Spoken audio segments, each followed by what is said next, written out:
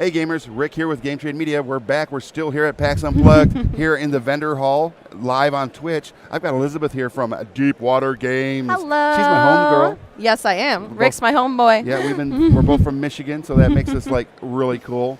You could be cool too by finding out more about what you brought us to talk about. Yes. So Deepwater today would like to announce our very first 2019 title that will be coming out. Nice. It's called Realm of Sand. It's another Empress 4 title that we're bringing over from Taiwan. Nice. It plays 1 to 4 players. There is a single player mode in this Nice. game. I always appreciate it when titles happen, make that happen for us. So in Realm of Sand, we are all playing as court mages for Her Majesty the Queen. Okay. And stuff's going down. Sounds like it. So the Queen has gone off to the Realm of Sand Okay.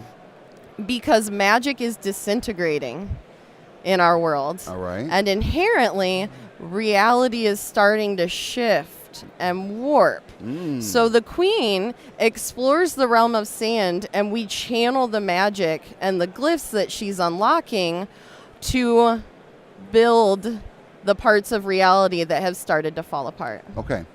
So every single turn, a player is going to place one of these glyphs that the Queen has unlocked for us. All right. And you're going to create patterns with these glyphs that match buildings that have disintegrated. Okay. So, for example, if over the course of a few turns, I had built this right here, this pattern, later on a turn, I would be able to recreate this building in our world. Okay. So, creating buildings is going to net you victory points. That is, of course, at the end of the day, how you're going to win the game. Okay. But whenever you build a building, you'll see at the bottom here, these little symbols right here of different colors. These are spirits. Whenever you build a building, you permanently get the spirits that it unlocked. So, for example, with this building, I would get a green and a black spirit.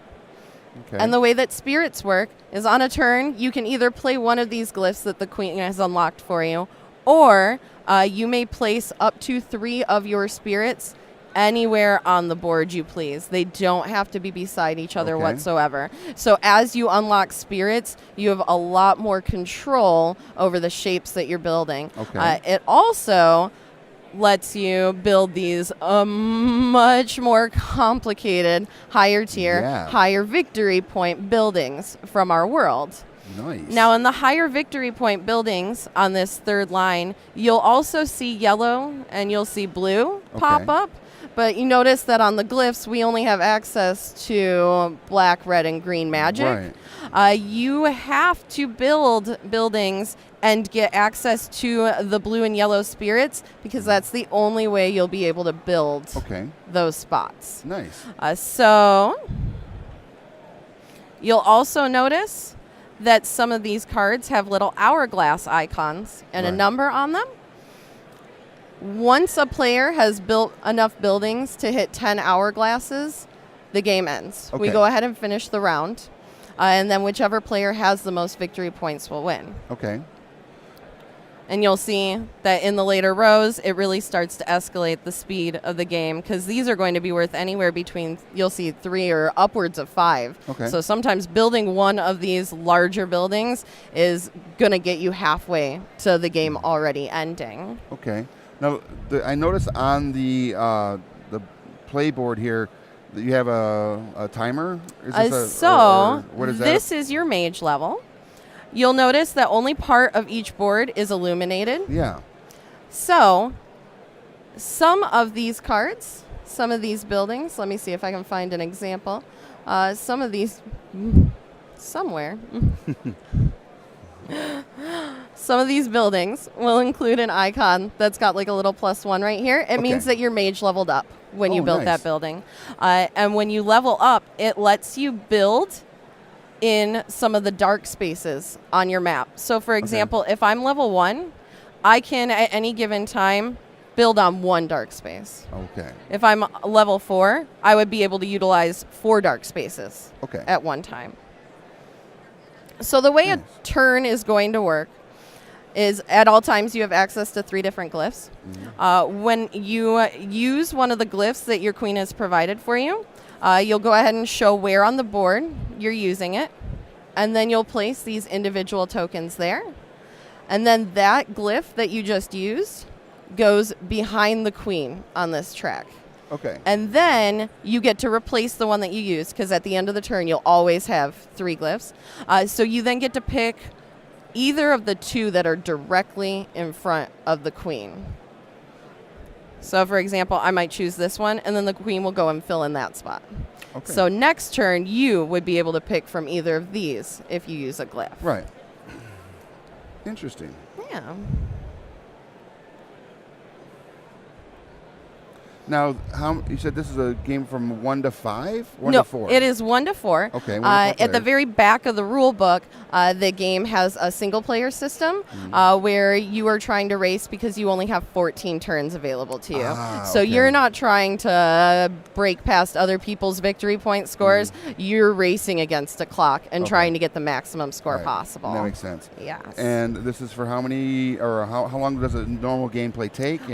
So we've been running demos at our booth over there, 1806, and a typical demo is ran about 30 to 40 minutes. That's not bad. No, not by any means. And the age range on this is? So we say 10 and up. Okay.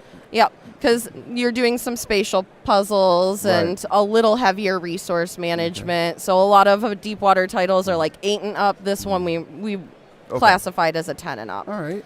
And it absolutely looks like something that is family fun, using the puzzles and, like you said, the spatial, Yep, the spatial puzzles going on. Cool. Absolutely. A little bit of like a Tetris element going on every single turn.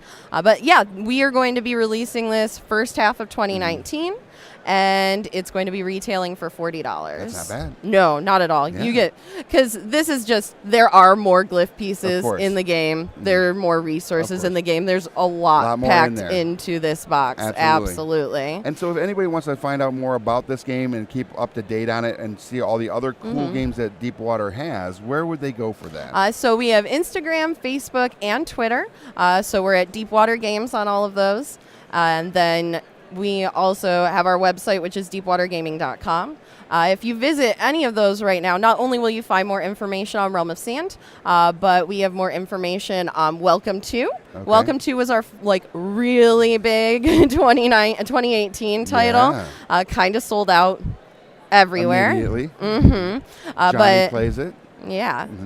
Yes. I play it, obviously, but Johnny everyone plays it. Johnny got me to play it. Yeah, it's a good game, and you all just did a Kickstarter that was super successful. Yes, so we did a Kickstarter, and I think we ended up getting over 100%. Or 1,000% past what we were aiming for. And that ended on the 20th. What we did with the Kickstarter is we introduced a playmat for Welcome To. We introduced auxiliary product and expansions. It was a Kickstarter for expansions. So, for example, there is a Halloween-themed playpad that you get through it. There's a Christmas one, which is my personal favorite because I love the holidays. So that ended on November 20th. Super successful. We opened up late pledges yesterday. Awesome. Yeah. So if you go to any of our social media, obviously we're talking that up heavily. You can also go to welcome2kickstarter.com or welcome2game.com, and that'll just redirect you right to the late pledge options. Yeah. Very cool. Yeah. Well, Elizabeth, thank you so much for showing this to us, and everybody out there, thanks for watching us all weekend long here at PAX. So on that note, we'll be back real soon with another great interview. And until then, check out all these other cool things we do at Game Trade Media.